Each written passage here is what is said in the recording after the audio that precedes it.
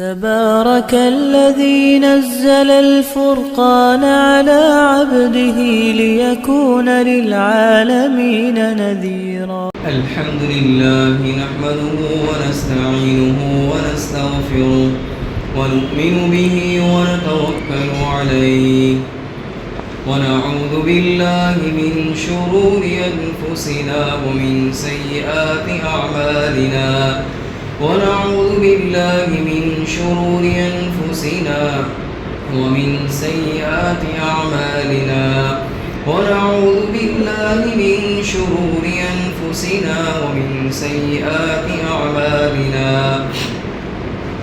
من يهده الله فلا مضل له ومن يضلله فلا هادي له ونشهد أن لا إله إلا الله وحده لا شريك له ونشهد أن سيدنا ومولانا محمدا عبده ورسوله صلى الله عليه وعلى آله وأصحابه وبارك وسلم تسليما كثيرا كثيرا. أما بعد فأعوذ بالله من الشيطان الرجيم بسم الله الرحمن الرحيم. يوم تجد كل نفس ما عملت من خير محضرا وما عملت من سوء تود لو أن بينها وبينه أمدا بعيدا ويحذركم الله نفسه والله رؤوف بالعباد. قل إن كنتم تحبون الله فاتبعوني يحببكم الله ويغفر لكم ذنوبكم والله غفور رحيم. صدق الله العظيم. محترم بھائی اور دوستوں، جو آیت کریمہ شروع میں تلاوت کی گئی اس کی کچھ تفصیل تو گزشتہ بتلائی جا چکی کہ آج انسان کو جو کچھ کرنا ہے وہ کر لے، ساری چیزیں اس کے سامنے ہیں، اچھا راستہ برا راستہ دونوں سامنے، اچھائی کے نتیجے اور برائی کے نتیجے سب اس کے سامنے ہیں، پھر بھی وہ نہ مان کر دوسرا راستہ اختیار کر رہا ہے تو آج کرنا ہے کر لے، سزا یا تو یہاں ملے گی یا نہیں ملے گی تو وہاں تو مل کر ہی رہے گی. اسی کو فرمایا آج یوم تجد کل نفس ما عملت من خیر محضرا وما عملت من سوء، کہ اس دن ہر آدمی اپنے اعمال کو اپنے سامنے پالے گا. اگر نیک کام کیا ہے، اچھائی کی ہے تو اسے بھی پالے گا، اور برائی کی ہے تو اس برائی کو بھی پالے گا، اور پھر برائی کو دیکھنے کے بعد اسے ندامت ہوگی، وہ پچھتائے گا اور اسے افسوس ہوگا کہ کاش میرے اور اس گناہ کے درمیان اتنی دوری اور اتنا فاصلہ ہوتا کہ میں کرنا چاہتا تب بھی نہ کر سکتا، آڑ ہو جاتی، ایسی تمنا کرے گا. تود لو ان بینہا وبینہ امدا بعیدا، کہ کاش میرے اور اس گناہ کے درمیان بہت بڑا فاصلہ ہوتا کہ میں اس گناہ کو کر ہی نہ سکتا. وَيُحَذِّرُكُمُ اللَّهُ نَفْسَهُ، اور اللہ تعالیٰ اپنی ذات سے ڈراتا ہے کہ انسان یہی کر لے اپنا محاسبہ کہ میں کہاں ہوں، میں کس راستے پر ہوں، یہی محاسبہ کر لے، اور یہاں ندامت ہوگی، افسوس ہوگا، اس کی تلافی ہو سکتی ہے. وَاللَّهُ رَءُوفٌ بِالْعِبَادِ، اور اللہ تبارک و تعالیٰ اپنے بندے پر بڑا مہربان ہے کہ وہ تو بندے کو قریب کرنا چاہتا ہی ہے، وہ تو توبہ بندہ کر لے، معاف کرنا چاہتا ہی ہے، بخشنا چاہتا ہی ہے، اور وہ تو اپنے سے قریب کرنا چاہتا ہی ہے، لیکن بندہ ہے جو گناہ پر گناہ اور نافرمانی پر نافرمانی پر تلا ہوا ہے. اور اس رب نے کوئی شرط بھی نہیں لگائی، یعنی وہ ایسا رب کائنات کا رب اور پالنہار ہے ساری جہانوں کا، اس کے باوجود اس نے کوئی شرط نہیں لگائی ہے، ایسی کڑی شرط کہ کوئی ادنا سا ادنا چھوٹا سا چھوٹا انسان اس تک نہ پہنچ سکے. ایک دنیا کے اندر دیکھ لیں کہ اگر پی ایم ہو، سی ایم ہو، جتنا بڑا آدمی ہو اس تک پہنچنے کے لیے پاپڑ بیلنے پڑتے ہیں، اور اس تک وہی پہنچ سکتا ہے جو بڑا ہو. اگر چھوٹا موٹا آدمی، ہلکا پھلکا آدمی اس تک تو پہنچ ہی نہیں سکتا، اور اگر کوئی پہنچنا بھی چاہے تو راستے طے کرنے پڑتے ہیں, اپوائنٹمنٹ لینا پڑتا ہے, اور وہ راستے طے کرنے کے بعد پی ایم یا سی ایم یا اور جتنے بھی بڑا عہدیدار ہو اس سے ملاقات اس کی ہو سکتی ہے. اس کے بغیر اس کی ملاقات بھی نہیں ہو سکتی. یہ تو سارے جہانوں کا پالنہار ہے, سارے جہانوں کا سردار اور سب کا بادشاہ ہے. اس کے باوجود اس نے کوئی ایسی شرط نہیں لگائی ہے کہ مجھ سے ملنے کے لیے اور دعا کے لیے اور قریب ہونے کے لیے اور تعلق کے لیے کوئی ایسی شرط, یا بڑا آدمی آ سکتا ہے چھوٹا نہیں آ سکتا, کوئی شرط نہیں ہے. تو اللہ رؤوف بالعباد, وہ رب تو اتنا بڑا مہربان ہے اپنے بندوں پر. یہاں اس سے پہلے اللہ تبارک و تعالیٰ نے ایمان کی بات اور ایمان کی ترغیب دی تھی اور کفر کا رد کیا تھا. تو جس طرح اللہ تبارک و تعالیٰ پر ایمان لانا ضروری, اسی طرح اگلی آیت میں اللہ تبارک و تعالیٰ ایمان بالرسالت یعنی تمام رسولوں پر اور نبی علیہ السلام پر ایمان لانا یہ بھی ضروری. جس طرح اللہ کی فرما برداری ضروری, اسی طرح حضرت نبی علیہ السلام کی فرما برداری اور آپ کی اطاعت یہ بھی ضروری. اسی کو اگلی آیت میں بتلایا ہے. قُلْ إِن كُنتُمْ تُحِبُّونَ اللَّهَ فَاتَّبِعُونِي يُحْبِبْكُمُ اللَّهُ وَيَغْفِرْ لَكُمْ ذُنُوبَكُمْ. جس زمانے میں یہ قرآن کریم نازل ہو رہا تھا اس وقت یہود و نصارہ مشرکین ہر ایک یوں کہہ رہے تھے کہ ہم اللہ تعالیٰ کے نزدیک محبوب ہیں, اللہ تعالیٰ ہم سے محبت کرنے والا ہے. ہر ایک کا یہ دعویٰ تھا. مشرکین سے یوں کہو کہ تم یہ شرک کرتے ہو, شرک کیوں کرتے ہو, اللہ کے ساتھ دوسروں کو شریک ٹھہراتے ہو, یہ ٹھیک نہیں ہے. تو وہ جواب میں کہتے ہیں ما نعبدہم الا لیقربونا الی اللہ زلفیٰ, کہ ہم جو ہے یہ جتنی بھی معبود ہیں ان کی پوجا جو کرتے ہیں, پرستش کرتے ہیں, کیوں, یہ تو ہمارا واسطہ ہے, ہم ان کو پوجیں گے تو یہ ہمیں لے جائیں گے وہاں تک. تو ہم تو واسطے کو پکڑ رہے ہیں کہ واسطہ لے جائے گا وہاں تک. تو لیقربونا الی اللہ زلفیٰ, یہ ہمیں قریب کر دیں گے اللہ تعالیٰ سے, ہم اس لیے پرستش کرتے ہیں, پوجا کرتے ہیں. تو گویا ہر ایک کا دعویٰ اللہ تعالیٰ سے تھا, پھر بھی برائیوں میں مبتلا. نصارہ سے کہا جاتا کہ تم کیوں شرک کر رہے ہو, چونکہ وہ مسیح علیہ السلام حضرت عیسیٰ علیہ السلام کو اللہ کا بیٹا مانتے تھے, تو تم ایسا کیوں کر رہے ہو. تو وہ کہتے ہیں کہ حضرت مسیح جو ہے وہ اللہ کے بیٹے ہیں اور اللہ کا بیٹا, ہم ان کی پوجا کریں گے اللہ کی محبت کے لیے کہ ہم ان کو راضی کر دیں گے, اللہ راضی ہو جائے گا. تو ان کا بھی یہی کہنا تھا. یہود, ان سے کہا جاتا تم ایسا کیوں کرتے ہو, تو وہ بھی جواب دیتے نحن ابناء اللہ و احباؤہ, جو قرآن کریم میں بھی ہے. یعنی ہم تو اللہ تعالیٰ کے بیٹے ہیں اور ہم تو چہیتے ہیں اللہ تعالیٰ کے, یعنی ہم جو کچھ بھی کریں ہمیں کچھ نہیں ہو سکتا. جیسا کہ اس سے پہلے ان کے عقیدے بھی بتلائے تھے یہود و نصارہ کے کہ ہمیں تو جہنم میں جانا ہی نہیں ہے. تو نحن ابناء اللہ, اللہ کے بیٹے کا مطلب یہ جتنے بھی انبیاء علیہ السلام آئے ہم انہی کی اولاد میں سے ہیں, تو ہم تو اللہ کے بیٹے ہوئے, ہم تو اللہ کے قریب ہیں اور اللہ کے چہیتے ہیں. تو ہر ایک کا دعویٰ تھا کہ ہم تو اللہ کے چہیتے ہیں اور اللہ تعالیٰ سے محبت رکھنے والے اور اللہ ہم سے محبت رکھنے والا ہے. یہ ہر ایک کا دعویٰ تھا. جیسا کہ مشرکین سے کہا جاتا, ان کی دلیل یہ تھی کہ اگر دیکھو ہم غلط پر ہوتے, باطل پر ہوتے, تو ہمارے پاس مال نہ ہوتا, دولت نہ ہوتی, بادشاہت نہ ہوتی, حکومت نہ ہوتی, یہ ساری کے ساری چیزیں سالوں سال سے چلی آ رہی ہے. اس کا مطلب ہم حق پر ہیں. اور مسلمانوں کو دیکھو کہ مسلمان تو کمزور ہیں, نہ مال ہے, نہ دولت ہے, نہ حکومت ہے, اور کوئی چیز نہیں ہے. اس کا مطلب ہم حق پر ہیں. ان کے پاس یہ دلیل بھی پیش کیا کرتے تھے. غرض یہ کہ ہر ایک اپنی اپنی طور پر اللہ کے محبوب ہونے کی دلیل پیش کرتا کہ ہم چہیتے ہیں. تو اللہ تبارک و تعالیٰ نے اس آیت کریمہ میں ایک معیار بتلا دیا, اس لیے کہ ہر کوئی دعویٰ کرے گا میں بھی محبت کرنے والا ہوں, وہ کہتا میں بھی محبت کرنے والا ہوں. تو اللہ تعالیٰ نے ایک معیار بتلا دیا کہ جو اس معیار پر اترے گا وہی اللہ سے محبت کرنے والا اور وہی محبوب حقیقی سمجھا جائے گا اور وہی اللہ کا چہیتا سمجھا جائے گا.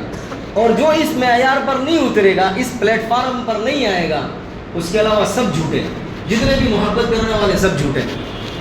تو ایک پلیٹ فارم بتا دیا اللہ نے اور ایک قانون بتلا دیا, ایک اصول اور ایک معیار بتلا دیا, یہی محبت کا دعویٰ کرنے والا سچا اور باقی سب جھوٹے. کیا فرمایا, ان کنتم تحبون اللہ, اگر تم دعویٰ کرتے ہو اللہ کی محبت کا کہ ہم محبت کرتے ہیں, تو فاتبعونی, تو اے نبی آپ کہہ دیجئے کہ تم میری پیروی کرو, میری اتباع کرو, مجھے مانو. اور مجھے تسلیم کرو. ظاہر ہے یہ سب کے سب نبی کا تو انکار کرنے والے تھے, نبی کا انکار, بات ختم ہو جاتی ہے. تو یہ سب کے سب کے دعوے جھوٹے. فاتبعونی, گویا نبی کی اطاعت اور فرما برداری ضروری اللہ کی محبت کے لیے.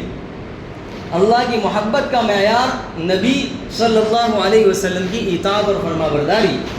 جو نبی علیہ الصلوۃ والسلام کی اطاعت اور فرما برداری قبول کرے گا اور نبی کے طور و طریق کو اختیار کرے گا, بس وہی اللہ کا محبوب اور وہی صحیح ہے اور محبت میں سچا ہے. اس کے علاوہ سب کے سب جھوٹے ہیں. تو جس طرح اللہ کی پر ایمان لانا ضروری, نبی علیہ الصلوۃ والسلام پر ایمان لانا ضروری. اللہ کی اطاعت اور فرما برداری ضروری, نبی علیہ الصلوۃ والسلام کی اطاعت اور فرما برداری ضروری. گویا کہ نبی کی اطاعت کے بغیر اللہ کا کوئی محبوب بن سکتا نہیں ہے. اب دیکھیے محبت کا مطلب بھی کیا ہے. محبت کہتے کسے ہیں؟ حقیقی محبت تو یہ ہے کہ انسان عاشق جو ہے, عشق کرنے والا, اپنے معشوق کے خیال میں ایسا گم ہو جائے کہ دوسرا اس کے ذہن میں ہو ہی نہیں. اس کو کہتے ہیں عاشق پکا. ایسا عاشق, اب محبت کا مطلب عاشق اپنے معشوق کے خیال میں, تصور میں ایسا گم ہو جائے اور ایسا اس کا تصور بیٹھ جائے کہ اس کے علاوہ دوسرے کا کوئی تصور اور خیال اس کے ذہن میں ہی نہ ہو. گویا کہ عشق کی ایسی آگ لگی ہوئی ہو کہ اس معشوق کے علاوہ, جس سے محبت کرتا ہے, اس کے علاوہ سب کے سب جل کر خاکستر ہو جائے. کوئی اپنی زبان نہیں ہوگا, وہ کوئی اس کے خیال میں خاطر میں ہی نہ لائے, اسی سے محبت ہو. اس کو کہتے ہیں محبت, کہ دوسرے کا کوئی خیال نہیں, دوسرے کی طرف کوئی نظر نہیں اور کوئی تصور نہیں. اس پس منظر میں ایک واقعہ حضرت صحابہ کرام کے زمانے کا, لیلا اور مجنون کا بہت مشہور قصہ ہے. لیلا اور مجنون کا, حضرت علی رضی اللہ تعالیٰ عنہ نے اس کا نام مجنون رکھا تھا, پاگل. جب بھی کوئی بات کہی جاتی تو لیلا کو یہ بات سجتی, لیلا کو یہ بات اچھی لگتی. جب بھی کوئی کہتا تو لیلا ہی لیلا. تو حضرت علی نے پوچھا کہ حکومت جو ہے وہ معاویہ کو سجے یا کسی اور کو سجے؟ لیلا کو سجے, کسی کو بھی نہ سجے. جب بھی کوئی بات کہی جائے تو بس لیلا ہی لیتا. آپ نے اس کا نام رکھ دیا مجنون, یہ پاگل آدمی ہے. اس وقت سے اس کا نام مجنون ہو گیا. اور لیلا, یہ جس سے عشق کرتا تھا, اس کا نام لیلا تھا. اب ایک آدمی نے دیکھا کہ ایسی تو کیا لیلا کیسی ہوگی, جہاں دیکھو وہ لیلا لیلا, اتنا پاگل بنا ہوا ہے لیلا کے پیچھے, ایسی تو کیسی لیلا ہوگی, دیکھنا پڑے گا کیسی چاند کا ٹکڑا ہوگی, پتہ نہیں کیسی ہوگی, اس کا نظارہ بھی کرنا پڑے گا. تو ایک دن اس نے ٹھان لی کہ اس کو دیکھنا ہے لیلا کو. اب لیلا جو ہے, لیلا لیلن رات کو کہتے ہیں, لیل رات کو کہا جاتا ہے. اور لیلا, چونکہ یہ لیلا جو تھی وہ بھی رات کی اندھیری کی طرح بالکل بدصورت تھی, کوئی خوبصورت نہیں تھی. لیلن کا مطلب رات, اور رات اندھیری, اور رات میں اندھیرا ہوتا ہے. تو یہ بھی چونکہ ایسی تھی, اس کا نام بھی لیلا ہی رکھ دیا. تو اس نے سوچا, یہ سوچتا تھا کہ پتہ نہیں کیسی ناظرینیں جمع ہوں گی. تو جا کر دیکھا اسے لیلا کو, تو بالکل بدصورت, کالی رات کی طرح. وہ دیکھ کر چونک گیا, اس میں کیا چیز ہے کہ یہ اتنا مرتا ہے اس کے پیچھے. اور جب دیکھو جب لیلا ہی لیلا, تو اس نے اس سے کہا کہ تجھ میں کیا چیز ہے کہ مجنون تجھ پر عاشق ہے. تو وہ کہنے لگی کہ تجھے وہ آنکھ چاہیے جو آنکھ مجنون کے پاس ہے, اگر وہ آنکھ سے دیکھے گا تو تو دوسرا کچھ پائے گا. مطلب یہ ہے, یہ تو ایک قصہ لطیفہ تھا. مطلب یہ ہے کہ عشق اور آگ ایسی عشق کی لگی ہوئی ہو کہ جس سے محبت کر رہا ہے بس اس کی نگاہ میں وہی چیز ہو, اس کے علاوہ کوئی چیز نہ ہو. اس کو کہا جاتا ہے حقیقی محبت. اور دنیا میں جیسا کہ کسی کو کسی سے عشق ہو جاتا ہے, یہ تو مجازی ہے. اب مجازی, یہ حقیقی نہیں ہے. کیوں حقیقی نہیں ہے؟ 1 سال رہے گا, 2 سال رہے گا, تیسرے سال لات مار کے بھگا دے گا. جیسا ایسا ہی ہوتا ہے نا, آجا تیرے لیے تو 4 جان قربان, اور پتہ نہیں گھر بھی قربان, ماں باپ بھی قربان, نے کاروبار سب قربان. لیکن کب تک؟ 1 سال, 2 سال, 3 سال, پھر یہ جوش ختم ہو جائے گا. تو پھر تو کون نہ میں کون. تو یہ جو عشق ہے, اس عشق میں بھی انسان پتہ نہیں کیا سے کیا کر جاتا ہے اس عشق میں. لیکن یہ عشق مجازی ہے, اور عشق حقیقی اللہ تعالیٰ سے جو عقید تک رہتا ہے, اور اللہ کے رسول صلی اللہ علیہ وسلم کے ساتھ. یہ عشق حقیقی ہے کہ جو حقیقی, اسی کو کہا جائے گا عاشق. تو ایسا عشق اور ایسی محبت حضرات صحابہ کرام کے دلوں میں تھی اسی کا نتیجہ تھا کہ وہ کسی کو خاطر میں نہیں لاتے تھے، کسی کو خاطر میں نہیں لاتے تھے۔ اسی کا نتیجہ تھا کہ بڑے بڑے مالدار اور قیصر و کسریٰ اور بڑے بڑے بادشاہ ان کی نظروں میں خاک کی طرح تھے، کیونکہ ان کے نزدیک نبی علیہ الصلوۃ والسلام کا طور و طریق اور آپ کا لایا ہوا دین یہی برحق تھا، اسی کو حق جانتے تھے، اور محبت ایسی اندھی تھی جس کے نتیجے میں لوگ اگر تانا دیتے تو وہ تانا دینے والے کو بے وقوف سمجھتے اور اپنے آپ پر فخر کرتے کہ میرا جو طریقہ ہے وہ نبی کا طریقہ اور نبی کا لایا ہوا طریقہ ہے، اور ہم اس پر فخر کرتے اس پر، اسی لیے وہ کامیاب ہو گئے۔ اسی کو کہا جائے گا عاشق حقیقی، اسی کو کہا جائے گا محبت حقیقی کرنے والا، ورنہ محبت کے دعویٰ کرنے والے تو بے شمار ہیں۔ آج ہم مسلمانوں کے اندر بھی دیکھ لیں کہ حقیقی آج ہم محبت کا دعویٰ تو کرتے ہیں، ہر ایک محبت کا دعویٰ کرتا ہے کہ مجھے تو عشق ہے، کس سے؟ نبی علیہ الصلوۃ والسلام سے۔ اب اس پر اتر آتا، اگر وہ اس پر اترتا ہے تب تو وہ حقیقی معنی میں سچا ہے، اور اگر اس آیت کریمہ کے زمرے میں اور معیار پر نہیں آتا تو وہ حقیقی معنی میں سچا نہیں ہے، وہ تو جھوٹا دعوے دار۔ کیسے؟ اگر اللہ سے محبت کرتے ہو تو نبی کی اتباع اور نبی کی فرما برداری ضروری، کس چیز میں؟ زندگی کے ہر شعبے میں، تجارت، کاروبار، لین دین، خرید و فروخت، اسی طرح گھریلو زندگی، باہر کی زندگی، اور اسی طرح شادی بیاہ، موت میت، یہ جتنی بھی تقریبات ہیں، ان تمام چیزوں کے اندر نبی علیہ الصلوۃ والسلام کا طریقہ اور نبی کی اتباع اور فرما برداری اور اطاعت، اگر اس پر انسان پورا اترتا ہے تو کہا جائے گا کہ سچا حقیقی ہے، یہ حقیقی محبت کرنے والا اور محبت کا دعوے دار ہے، ورنہ یہ جھوٹا ہے۔ کہ جب اتباع کی بات آتی ہے نبی کی اور نبی کی پیروی کی بات آتی ہے اور نبی کی بات پر چلنے کی بات آتی ہے تو پھر پیچھے ہٹ جاتا ہے، اس کا مطلب یہ کہ جھوٹا ہے، یہ صرف جھوٹی زبان جمع خرچ ہے۔ اب آپ اندازہ لگا لیں، آج مسلمان محبت تو کرتے ہیں، اور محبت میں بھی پھر دیکھیے، اب ایسا نہیں ہے کہ کسی سے محبت ہو گئی تو اب محبت ہو جانے کے بعد اس محبت کی ادائیگی کہ کیسا تو محبت کرنے والا ہے، دلیل، تو اس دلیل کے اندر وہ اپنے طور پر اپنی خواہش کے مطابق دلیل پیش کر دے کہ لے یہ میری محبت کی دلیل، تو وہ اس کا اعتبار نہیں ہوگا، اعتبار اس دلیل کا ہوگا جس دلیل کا جیسا اللہ نے فرمایا۔ جیسے کہ آج کل مسلمان یوں کہتے کہ میں حقیقی محبت کرنے والا، دلیل میں اپنی طرف سے ایجاد کردہ کوئی بھی رسوم و رواج اپنی طرف سے، مثال کے طور پر برا نہ مانے، مثال کے طور پر آج جیسے کہ 12 ربیع الاول آنے ہی والی ہے، اس سلسلے میں کچھ بات کرتا ہوں، جیسے کہ ابھی مختصر آنے والے کچھ دنوں میں، بلکہ جمعرات، تو اب ربیع الاول جو ہے یہ آپ صلی اللہ علیہ وسلم کی ولادت کا دن اور وفات کا دن، یوں دیکھنے جاوے تو پہلے 12 وفات کہا جاتا تھا، یہ بعد میں جا کے 12 یہ یوم ولادت بن گیا، کیونکہ ولادت کا دن جو ہے وہ تو مختلف بھی ہے، پکا نہیں ہے کہ 12 ہی ہے، پکا تو یہ ہے 12 جو ربیع الاول ہے وہ وفات کا دن پکا، ولادت کا دن پکا نہیں ہے، کیونکہ اس میں 4 قول ہیں، 8، 9، 11، 12 اس طرح کے 4 قول ہیں۔ اب یوم ولادت جو ہے آپ کی پیدائش کا جو دن ہے بالکل خوشی کا دن ہے، اس سے کوئی انکار نہیں، لیکن خوشی کا طریقہ نبی نے بھی تو بتایا کہ کیسے منایا جائے۔ خود آپ نے تو پیر کے دن روزہ رکھا، کیونکہ آپ پیر کے دن پیدا ہوئے، اور آپ نے پیر کے دن روزہ رکھا، اور روزہ رکھا، اب ظاہر ہے آپ نے بتلایا اور فرمایا کہ یہ میرا ولادت کا دن ہے، تو روزہ اور عید جمع ہو سکتے ہیں، رمضان میں روزے رکھتے ہیں اور عید کا دن آ جاتا ہے تو روزہ رکھنا حرام ہے، اگر کوئی رکھے گا تو وہ حرام کا مرتکب ہوگا۔ اب آپ نے روزہ رکھ کے گویا بتلا دیا کہ یہ خوشی کا دن، یہ عید کا دن نہیں ہے، یہ کوئی عید کا دن نہیں ہے۔ آپ نے اپنی پوری زندگی یوم ولادت نہیں منایا، حضرات صحابہ کرام، خلفائے راشدین، کوئی نہیں اپنایا، آتا تھا دن جاتا تھا، آتا تھا جاتا تھا، کسی نے اس طرف کوئی توجہ، ورنہ حضرات صحابہ کرام تو ہم سے زیادہ عشق کرنے والے، اور ہم سے زیادہ ہم تو اس کا تصور بھی نہیں کر سکتے، بلکہ یوں کہا جائے ہمیں دیکھے تو ہمیں منافق کہتے ہیں کہ پتہ نہیں یہ لوگ منافق قسم کے لوگ ہیں، اب ہم پر اس طرح فتوا لگا دیں وہ لوگ، ہم سے زیادہ عشق کرنے والے، تو وہ کیسا ہو سکتا ہے کہ نبی کو دیکھے اور نہ کرے؟ ایسا ممکن ہی نہیں ہے، ہو ہی نہیں سکتا حضرات صحابہ، تب یہ تابعین نے نہیں کیا، اور اسی طرح شیخ عبد القادر جیلانی، خواجہ معین الدین چشتی، یہ جتنے بھی آئے کسی نے نہیں کیا.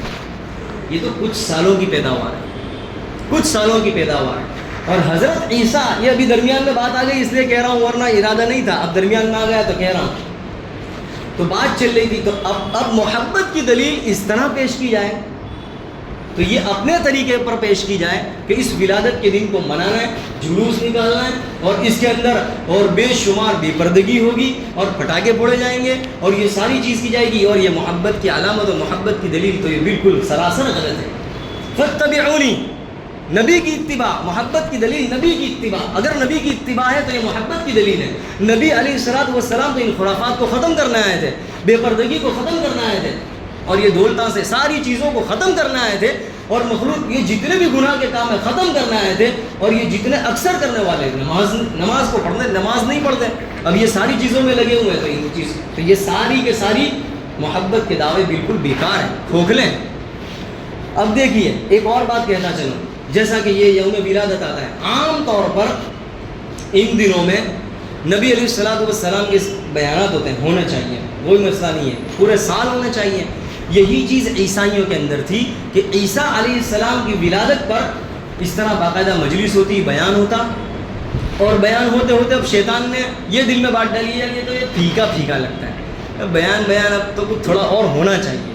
اب موسیقی آئی، میوزک، اب اس میں بھی کچھ پھیکا پھیکا لگتا ہے، کچھ تھوڑا اور، جیسے کہ انسان کڑی کھچڑی، روز کیا کڑی کھچڑی، دال چاول، کیا بریانی، کوئی دوسرا دکھتا بھی یہ نہیں دکھتا، روز بریانی.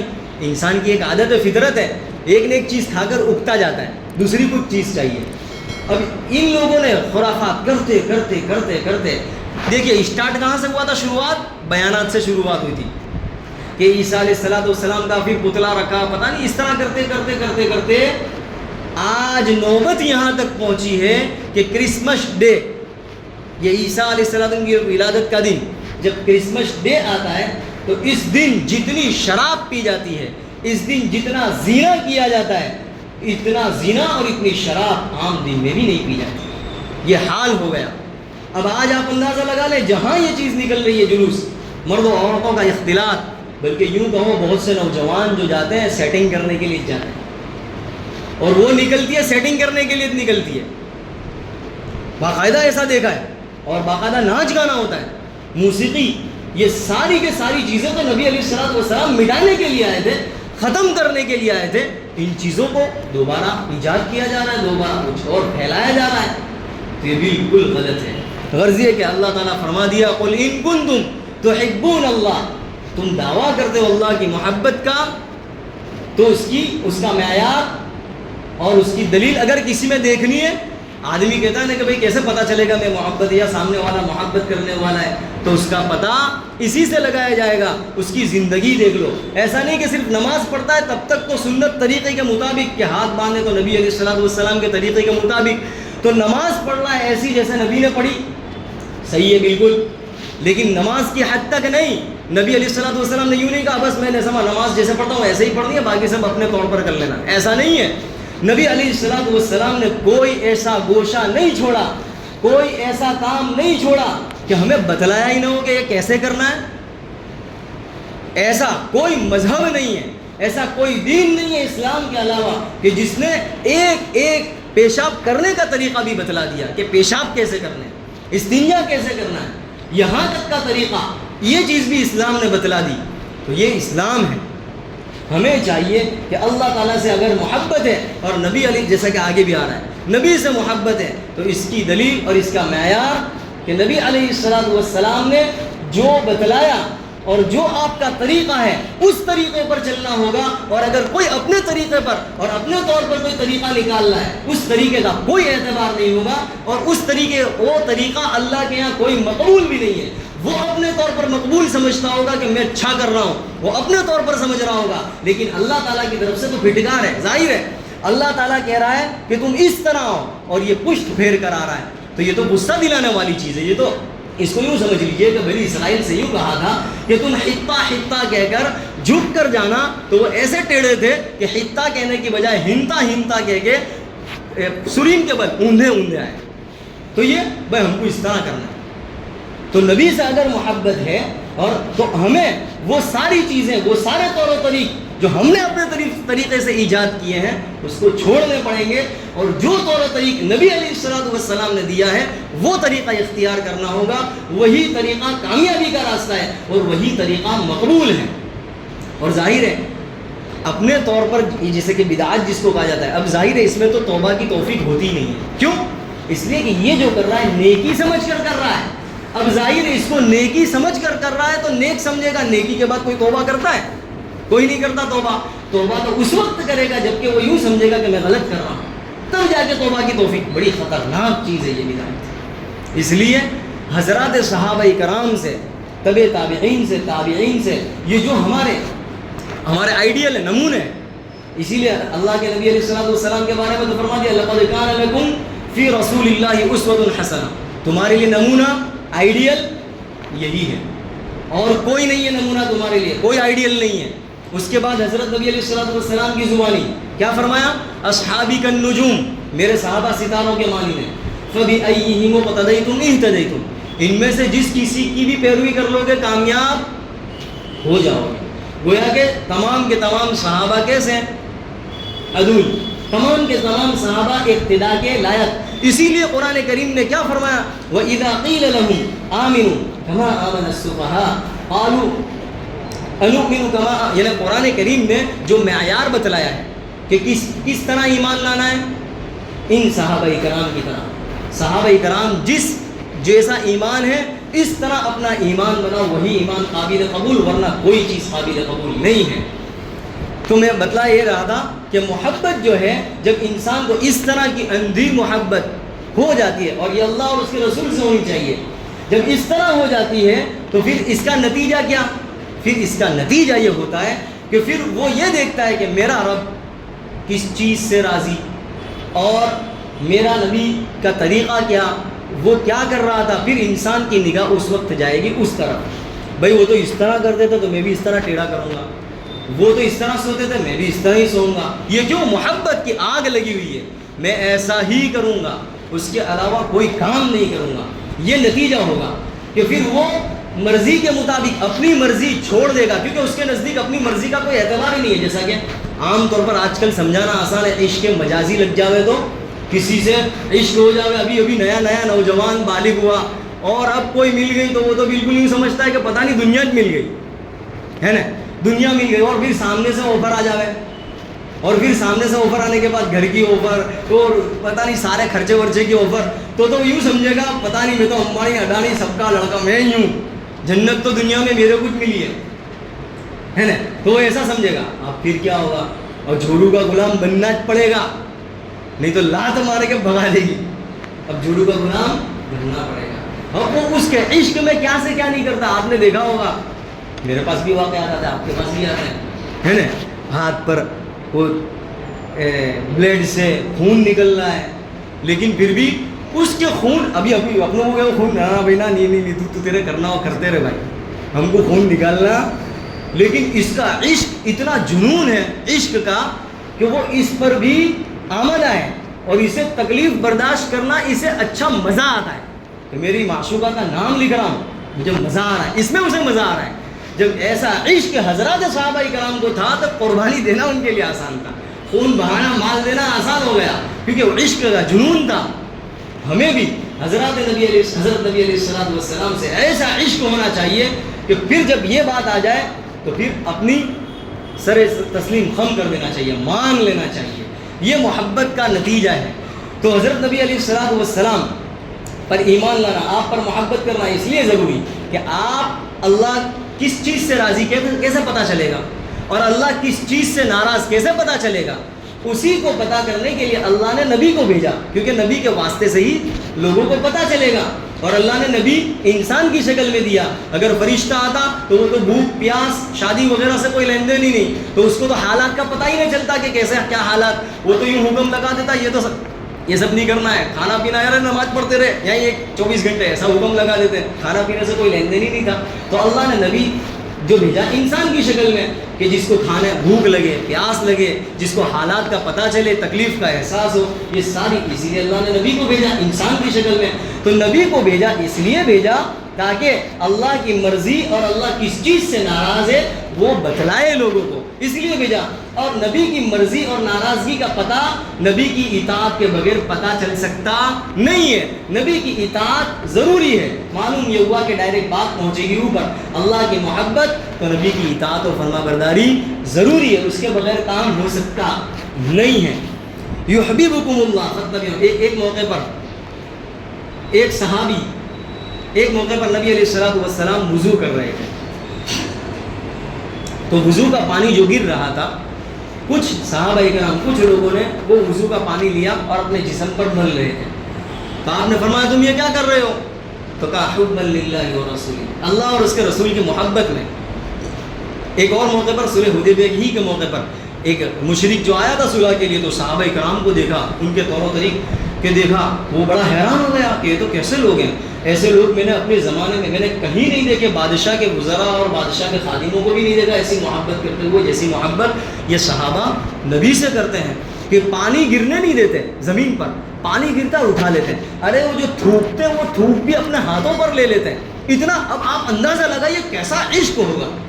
کیا ہم جیسا ہوتا تو ایک صحابی تو ایسے تھے کہ آپ کا خون بھی پی گئے تھے. یہ سب عشق کی باتیں ہیں ہر آدمی کے. ویسے اب اس کو کوئی فتوا لگا دے ہوئے کہ بھائی یہ کرا، یہ عشق کی باتیں ہوا کرتی ہیں. تو یہاں صحابہ کو ایسا زبردست عشق تھا کہ وہ جو تھوکتے تھے وہ تھوک بھی لے لیتے، وہ بھی لگا لیتے ہاتھوں پر. وہ سب دیکھا اس نے، یہ منظر دیکھا. جب بولتے تو ایسے بالکل سناٹا چھاتا تھا، کوئی باتیں بھی نہیں کرتا. میں نے اتنا ادب، اور کوئی یوں ٹکٹکی لگا کر دیکھ بھی نہیں سکتا، ایسا رعب. یہ ساری چیزیں دیکھی، وہ بھی بڑا دنگ رہ گیا. تو یہاں پر دیکھا، یہاں پر ایک یہ روایت جو چل رہی ہے کہ وہ اپنے پانی جو ہے ہاتھوں پر مل رہے تھے. تو آپ نے فرمایا کیا کر رہے ہو؟ تو حبا للہ و رسولہ. آپ نے فرمایا اگر تم سچی پکی محبت کرتے ہو تو یہ اس وقت ثابت ہوگا جب تک کہ تم سچ بولو، جب کہ تم امانت داری کرو، امانت میں خیانت نہ کرو، جب کہ تم پڑوسیوں کا خیال کرو، پڑوسی کو تکلیف نہ پہنچاؤ. مطلب کیا؟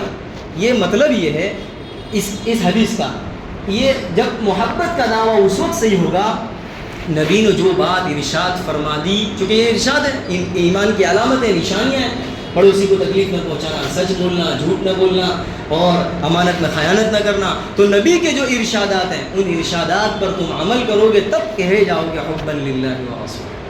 تو یہ چیز ہے. اللہ تبارک و تعالیٰ مجھے اور آپ کو عمل کی توفیق عطا فرمائے.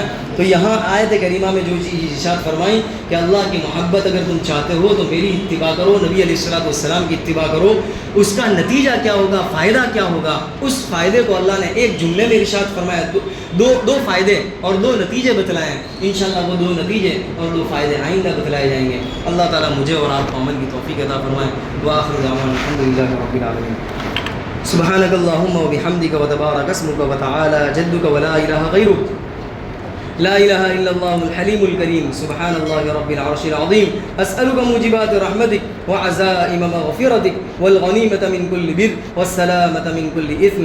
لا تدع لنا ذنبا إلا غفرته ولا هما إلا فرجته ولا كربا إلا نفسته ولا ضرا إلا كشفته ولا حاجة هي لك رضا إلا قضيتها ويسرتها يا أرحم الراحمين. اے اللہ ہم گنہگار ہیں، خطا کار ہیں. اے اللہ ہماری زندگیاں تیرے سامنے کھلی پڑی ہے. اے اللہ کوئی چھپی ہوئی زندگی نہیں ہے. تو خوب جانتا ہے کہ ہماری زبان کے کیا گناہ ہیں، ہم نے کتنا جھوٹ بولا، کتنا کسی کو ستایا، کسی کے سامنے کیسی زبان چلائی. اے اللہ زبانی تکلیف کیسی پہنچائی. اے اللہ سارا تیرے سامنے کھلا ہوا ہے. ہمارے کان کہاں سنے، کیا سنا اور کیا نہیں سنا. ہماری آنکھ نے کیا دیکھا، کیسی بدنگاہی کی، نامحرم عورت کو دیکھا. اے اللہ جن چیزوں کو نہیں دیکھنا تھا ہم نے ان چیزوں کو دیکھا. یہ سب تیرے سامنے کھلا پڑا ہے، ہم تجھ سے نہیں چھپا سکتے. اے اللہ تیرے سامنے تیری نہ سونے والی آنکھ یہ سارے گناہوں کو اور نافرمانیوں کو دیکھتی رہی. لیکن ہے اللہ تیرا فضل و کرم رہا، تیرا احسان رہا. اے اللہ مزید تو نے احسان تو یہ فرمایا کہ تو نے ستاری کا معاملہ فرمایا، ہمارے گناہوں کو چھپائے رکھا۔ اگر تو ہمارے گناہوں کو اے اللہ ہمارے گھر والوں کے سامنے، ہمارے اٹھنے بیٹھنے والوں کے سامنے کھول دیتا تو اے اللہ ہمارے ساتھ اٹھنا بیٹھنا گوارا نہ کر دے۔ اے اللہ آج ہمیں تو وہ اچھا سمجھ رہے ہیں، نیک سمجھ رہے ہیں، لیکن اے اللہ تو جانتا ہے کہ ہم کتنے گندے ہیں۔ اے اللہ ہم کتنے گندے ہیں۔ اے اللہ تو نے جس طرح چھپائے رکھا آخرت میں بھی ہمارے گناہوں کو چھپائے رکھنا۔ اے اللہ جس طرح تو نے ابھی ہمارا اے اللہ فضل و کرم کا معاملہ فرمایا، آئندہ بھی فضل و کرم کا معاملہ فرما۔ اے اللہ رحم و کرم کا معاملہ فرما۔ اے اللہ جس طرح تو نے نعمتیں عطا فرمائی اے اللہ آئندہ بھی نعمتوں سے محروم نہ ہو، اس ایسے فیصلے فرما۔ اے اللہ تیری اے اللہ ناقدری سے ہماری پوری پوری حفاظت فرما، نعمتوں کی ناقدری سے پوری پوری حفاظت فرما۔ اپنا اے اللہ تجھ سے محبت کرنے والا بنا، تجھ سے محبت کرنے والا بنا، تیرے نبی علیہ الصلوۃ والسلام کا محبوب بنا، آپ سے محبت کرنے والا بنا۔ اے اللہ نبی علیہ الصلوۃ والسلام کے طور و طریق پر چلنے کی ہمیں توفیق عطا فرما۔ اے اللہ زندگی کے ہر شعبے میں آپ کے طریقوں کے اختیار کرنے کی ہمیں توفیق اور سعادت نصیب فرما۔ اے اللہ نبی کی پیروی کی توفیق نصیب فرما۔ اے اللہ یقیناً تیری مدد کے بغیر، توفیق کے بغیر ہم کچھ نہیں کر سکتے۔ اے اللہ تیرے نبی کا اتباع بھی تیری توفیق کے بغیر نہیں ہو سکتا، تیری مدد کے بغیر ہم سبحان اللہ بھی نہیں کہہ سکتے، تیری مدد اور توفیق کے بغیر اے اللہ ہم ایک نیکی بھی انجام نہیں دے سکتے۔ اے اللہ تو اپنی مدد شامل حال فرما۔ اے اللہ جو کچھ مانگا عطا فرما، جو مانگنے سے رہ گیا اپنے شان عطا فرما۔ ربنا تقبل منا انك انت السميع العليم وتب علينا انك انت التواب الرحيم وصلى الله على النبي الكريم سبحان ربك رب العزة عما يصفون وسلام على المرسلين والحمد لله رب العالمين برحمتك يا ارحم الراحمين۔